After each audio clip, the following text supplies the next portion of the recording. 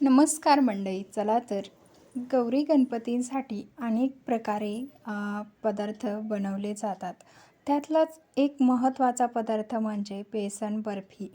तर आता ही बेसन बर्फी तर बनवायची, पण एकदम खुसखुशीत, आतून न जिभेला चिटकणारी किंवा दाताला न चिकटणारी कशी बनवायची, त्याचबरोबर कडक न होणारी बर्फी, एकदम नरम छान अशी बर्फी कशा पद्धतीने करायची ते आपण या व्हिडिओमध्ये पाहणार आहोत.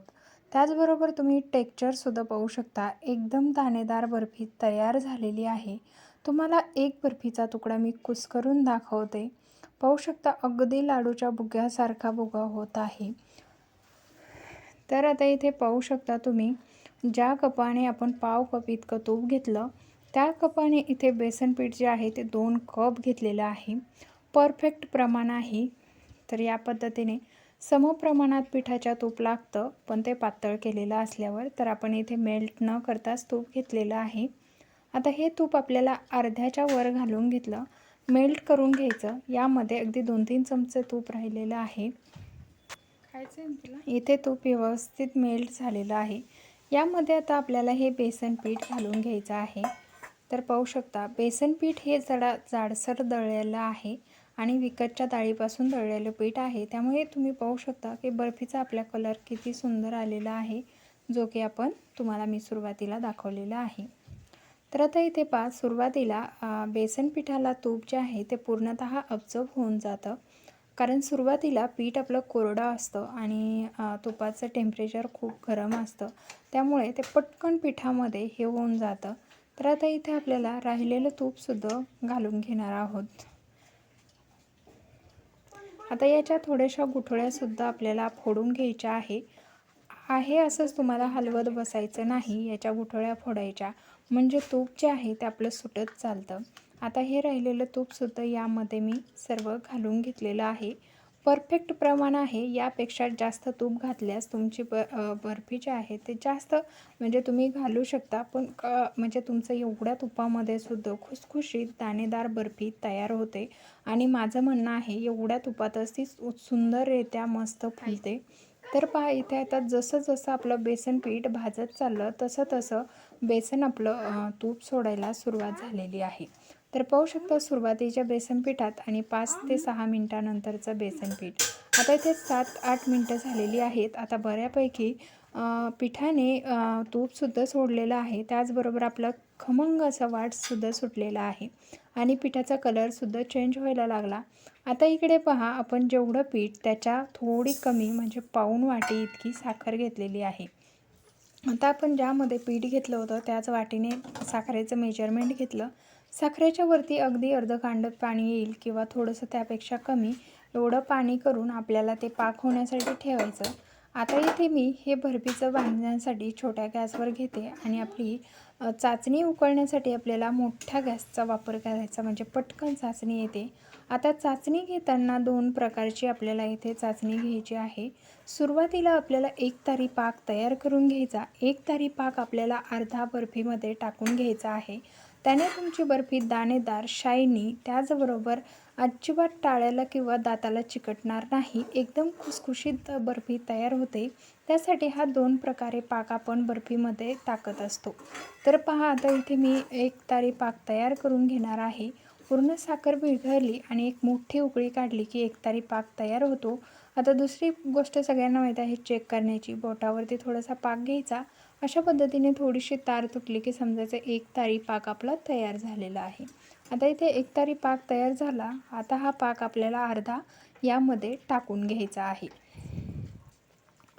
तर इथे पहा, अर्धा पाक टाकला की आपली बेसन बर्फीचं बेसन पीठ जे आहे भाजलेलं ते छान प्रकारे फुलतं आणि त्याने आपली बर्फीसुद्धा दुप्पट होते आणि खुसखुशीत होण्याचं कारण तुम्हाला कळलंच असेल. इथे आपलं बेसन पीठ जे आहे ते पूर्णतः फ्लफी होतं, म्हणजे एकदम खुसखुशीतपणा येतो त्यामध्ये आणि ते दुपटीने फुलतंसुद्धा. तर आता आपल्याला हा पाक इकडे मिक्स करून घ्यायचा आहे. त्याचबरोबर हा सुद्धा मीडियम गॅसवरती आपण पाक होण्यासाठी ठेवलेला आहे. आता इथे एका पाण्यामध्ये आपल्याला हा पाक चेक करायचा असतो. तर आता हे मी व्यवस्थित मिक्स करून घेतलं तर तुम्ही पाहू शकता छान फुलत आहे तर या दोन्ही प्रोसेस आपल्या चालू आहेत. त्याचबरोबर आपल्याला एका ताटाला तूप लावून किंवा तेल लावून ठेवायचं आहे. म्हणजे ज्या तुम्हाला भांड्यामध्ये बर्फी सेट करायची आहे त्या भांड्याला तुम्ही तेल किंवा तूप अगोदरच लावून ठेवा. तोपर्यंत आता इकडे आपण थोडंसं पाणी घेतलेलं आहे. त्या पाण्यामध्ये अशा पद्धतीने पाक टाकून घ्यायचा. थोडासा थंड होऊ द्यायचा. अगदी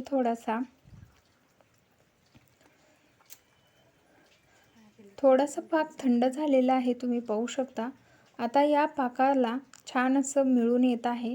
थोडंसं मोबाईलच्या साईडला गेला तर तुम्हाला आता थोडी आपल्याला गोळीसारखं किंवा एक ठिकाणी पाक तयार म्हणजे जमा झाला की समजायचा आपला परफेक्ट पाक तयार झालेला आहे.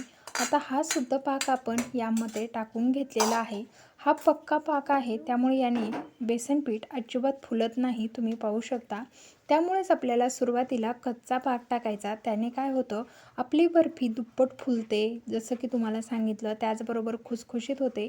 हे प्रकार तुम्ही पाहितलाच, कारण आपलं सुरुवातीला जेव्हा आपण तो कच्चा पाक टाकला तेव्हा बेसन पीठ अगदी फुललं, छान खुसखुशीत झालं. आत्ताच्या पाकाने तुम्ही पाहू शकता फक्त एकत्रित मेल्टपणा आलेला आहे त्याला आणि चिकटसरपणा आलेला आहे. शाईन खूप छान येते. आता इथे आपण साजूक तुपाचा वापर केलेला असल्यामुळे आपल्या ह्या बेसन बर्फीला अशीच शाईन खूप सुंदर येते. आपण यामध्ये कुठलाही फूड कलर यूज केलेला नाही. तुमच्या समोरच सगळं दाखवलेलं आहे. इथे फक्त ही डाळ आपली विकतची आहे आणि लाडवाला आपण दळून आणतो तशा पद्धतीने इथे दळून आणलेलं आहे. ज्या पद्धतीने तुम्हाला आता दामटेचे लाडू माहीतच असतील, तर या ताटामध्ये मावेल एवढं किंवा मीडियम साईजची बर्फी तयार होईल एवढं मी बेटर टाकून घेतलेलं आहे, तुम्ही पाहू शकता. आता अगदी हे 20 मिनटामध्ये सेट होतं. 20 ते अर्ध्या तासामध्ये अगदी परफेक्ट सेट होतं. तर इथे आपलं बर्फीचं बेटर जे आहे ते 20 ते 25 मिनटातच छान असं सेट झालं आहे आणि वरतीच होतं, कुठं फ्रीजमध्ये कुठंच ठेवायची गरज नाही. आता इथे थोडंसं आपलं बर्फीचं बेटर सेट झालं की आपल्याला कमीत कमी तुम्ही अर्ध्या तासानंतरच बर्फी कट करायची आहे. त्या अगोदर कट केली तर व्यवस्थित कट करता येणार नाही. तर आता पहा, इथे आपण अशा पद्धतीने बर्फी जे आहे ते कट करून घेणार आहोत. तुम्हाला हव्या त्या साईजमध्ये तुम्ही बर्फी कट करू शकता. किती सुंदर बर्फी कटसुद्धा केल्या जात आहे आणि त्याचबरोबर आपल्या बर्फीला शाईनसुद्धा खूप सुंदर आलेली आहे. तुम्ही आता व्हिडिओमध्ये पाहू शकता. आता इथे या बाजूने आपली बर्फी कट करून झाली. आता याला चौकोनी आकार द्यायचा आहे. तर आता चौकोनी आकारामध्ये सुद्धा आपण ही बर्फी कट करून घेणार आहोत. तर एक समानतेत एकसारखे तुकडे आपल्याला कट करायचे आहे, म्हणजे बर्फी दिसायला सुद्धा छान दिसते. तर पहा, मधली बर्फी आपल्याला एकसारखी कट करून घ्यायची आहे. खरंच तुम्ही जर या पद्धतीने गणपतीला नैवेद्य किंवा गणपतीचा प्रसाद म्हणून गणपतीचा प्रसादच म्हणायचा आहे, प्रसादासाठी तुम्ही नक्कीच अशा पद्धतीने बर्फी बनवू शकता. ही बेसन बर्फी खायलासुद्धा खूप चवदार होते आणि गौऱ्यांसमोरसुद्धा अनेक पदार्थ आपण ठेवतो, त्यामध्ये जरी तुम्ही ही बर्फी बनवून ठेवली तरीसुद्धा खूप आकर्षक हा पदार्थ तयार होईल आणि याची खरंच रिअलमध्ये तर खूप शाईन येते. ह्या बर्फीला मस्त शायनी बर्फी तयार होते, कारण यामध्ये आपण साजूक तुपाचा वापर केलेला असतो. आता इथे बऱ्यापैकी आपली बर्फी जे आहे ते सेट झाली. मी कट करून झाल्यानंतर सुद्धा 15 ते 20 मिनिटं पुन्हा अशीच बर्फी ठेवून दिली. मग ते आणखीन छान अशी सेट झालेली आहे. बर्फी व्यवस्थित सेट झाली की ती काढताना मोडत नाही, व्यवस्थित निघून येते. आता सुरुवातीच्या 1-2 बर्फ्या काढण्यासाठी आपल्याला थोडीशी कष्ट घ्यावी लागतात, कारण त्याला जागाच नसते. तर आता इथे ही बर्फी निघली. साईडच्या बर्फीचा आकार जो आहे तो थोडासा वेगळा येतो, कारण त्याला आपल्याला व्यवस्थित आकार देता येत नाही. पण मधली बर्फी पाहू शकता, शाईनसुद्धा जबरदस्त आलेली आहे. वा वा, काय कमाल आलेली आहे आणि दाणेदार अशी रसरशीत आपली बर्फी तयार झालेली आहे. खरंच जिभेवर ठेवता विरघळते, इतकी सुंदर ही बर्फी तयार होते आणि कुठलाही फूड कलर घातला नाही असा विश्वास बसणार नाही. पण खरंच यामध्ये कुठलाच कलर न वापरता आपण इतकी शायनी दिसायलासुद्धा सुरेख अशी बर्फी तयार करून घेतलेली आहे.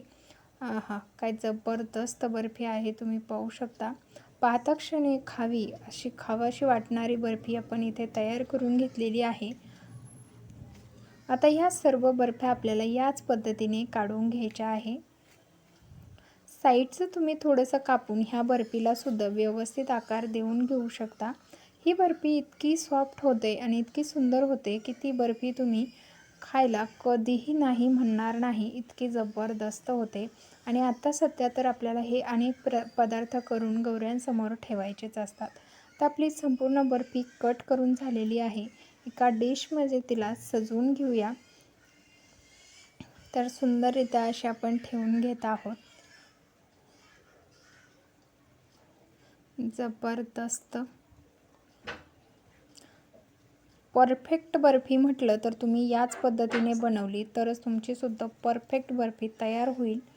तर आता इथे आपली बर्फी एकदम तयार आहे, खाण्यासाठी सुद्धा किंवा गौऱ्यांसमोर ठेवण्यासाठी सुद्धा तयार आहे. मस्त जबरदस्त झालेली आहे. चला व्हिडिओला लाईक, शेअर आणि सबस्क्राईब करा. धन्यवाद.